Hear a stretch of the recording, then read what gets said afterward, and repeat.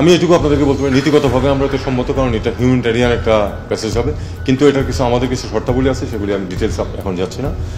সেই শর্তাবলী যদি পালিত হয় আমরা এটা অবশ্যই কোঅপারেট করবো, ইউএনের তত্ত্বাবধানে অবশ্যই। আমরা বলেছি যে হিউম্যানিটেরিয়ান করিডোরে আমরা এই পুরো জিনিসটা হবে হচ্ছে দুইটা দেশের সাথে কথা বলে।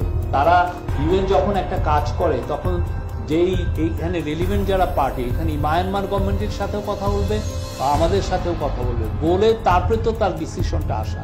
বা ওই ক্ষেত্রে অনেক যেটা হচ্ছে যে ওইখানে রাখাইনে অন্য কে অ্যাক্টর আছে, তাদের সাথেও কথা বলে তারপরে এই চিন্তাটা হবে।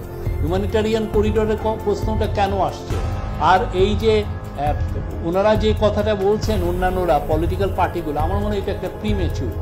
এই পুরো জিনিসটা ইউএন লেড একটা এফর্ট হবে এবং এইটা সর্বসম্মতিক্রমে হবে। করিডোর দিয়ে দিয়েছে বলে একটা অপপ্রচার চালানো হচ্ছে।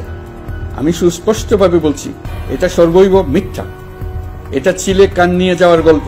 Meanwhile, it's a legal issue, and so that is what's really important to emphasize, and that's why member states need to decide. It's not a UN decision to put in place a UN humanitarian corridor.